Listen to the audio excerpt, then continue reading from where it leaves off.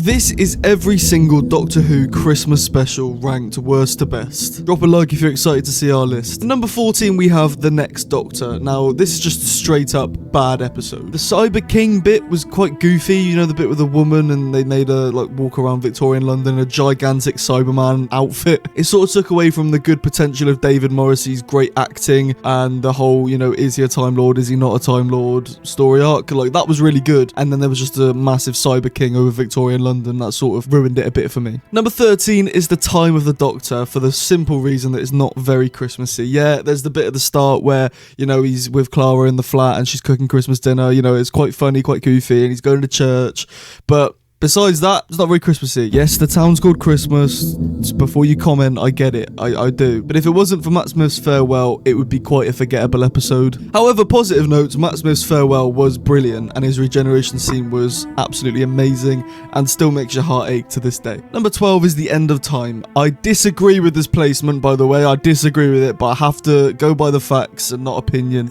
Like, the plot is weak. Russell T Davies and David Tennant leaving made the episode feel like the end of Doctor Who rather than just Ten's goodbye. I still love it to bits though, like when Wilf and Ten are talking in the spaceship, it's so heartwarming. When Wilf starts tearing up saying that, you know, the Doctor is the best man in the world, he doesn't want him to die, and to take the gun and shoot the Master. You know, hearing that come from Wilf he means business. And at the end, David going back and visiting old pals before he goes is just, yeah, it's really good writing, and I think it suits his character very well. Number 11 is Twice Upon a Time. It's similar to The End of Time in the plot was weak, and similar to The Time of the Doctor, where if it wasn't Capaldi's farewell, then it wouldn't be memorable. However, positives for this episode is a Lethbridge Stewart mention towards the end, alongside 12 remembering Clara again, and the return of the first Doctor. I feel like it was a very good thing to do. I don't know. Number 10 is The Doctor, the Widow, and the Wardrobe. This episode gets too much stick. Like, the child acting's annoying, but the plot is actually quite good, I thought. The dad surviving because the mum led him home after, you know, the whole episode we think he's dead. Turns out he's not dead, he got led home by the mum. That's incredible writing. That's what Moffat does. And the pond cameo at the end, it just gets you. It just gets you. Number 9 is The Church on Ruby Road. This is a great Doctor and companion intro. Like, the plot isn't a 10/10, but it feels like classic NuWho was back again. I say classic NuWho, I mean like 2005 to 2010. I know Russell was writing again, like it was the return of RTD, and it was strong in my opinion. I feel like the episode it did just feel like it could have been put smack bang in the middle of Series 3 or Series 4, and we wouldn't question it at all. Also, the nod to Rose with the intelligent gloves was, it did get you in your feels, didn't it? Number 8 is A Christmas Carol. The issue here is that the plot is not fully original. However, I still love the story as it's relatable.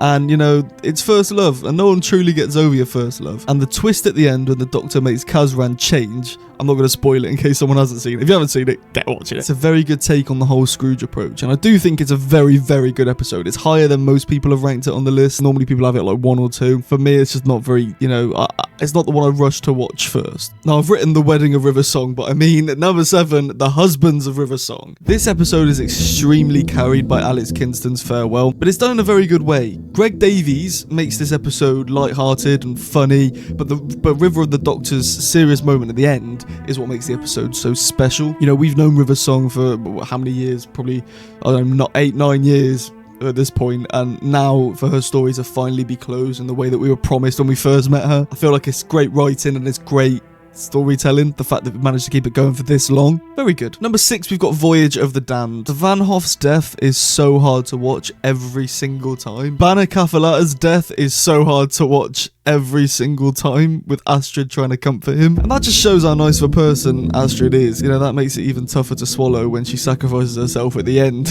and just throws herself off, which is, again, hard to watch every single time. This episode has a lot of death, and at the end, Rixton is one of the very few people to survive. He thanks the Doctor and hugs him, and this makes us think, oh, maybe character development, maybe he's changed, maybe he now is grateful. But he thanks the Doctor because he invested in Max Capricorn going downhill, and now he's made him rich. So, you know, all he cares about is money once again. And then Mr. Copper comes up behind the Doctor, and this is a great, great quote, and he says, of all the people to survive, he's not one of the ones you would have picked, is he?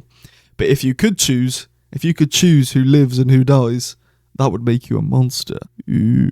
Ooh. Number 5 is the Snowmen. This episode gets a lot of hate. I think it's really good. Victoria and Clara is a character I miss every day. The introduction to the Paternoster gang as well is brilliant, and it plonks us right in the middle. Like, I think it's good when we just get thrown in the deep end and have to sort of figure out what's going on our own, rather than, this is Rose, this is Christopher Eccleston, this is a shop that Rose works at, this is their meeting. I don't know why I'm hating on Rose all of a sudden. I really love that episode and I really think it's a great way to kickstart a series, but my point is, I also like being thrown in the deep end. The idea of snow remembering and being alive is still a spooky feeling to this day. Like, when it rarely snows in the UK, I still look at it and think, don't listen to them.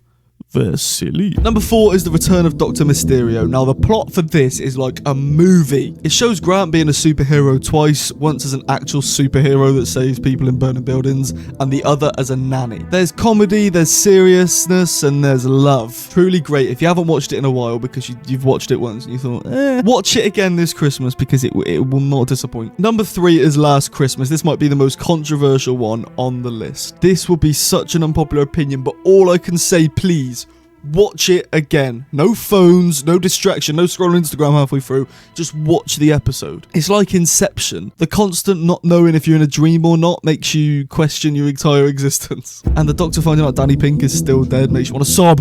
Makes you want to sob on the spot. Number 2 is The Runaway Bride. The introduction to the nation's favourite, Donna Noble. Seeing 10 missing Rose gets you in your feels every single time. There's so many nods to Rose in this episode which make you just want to...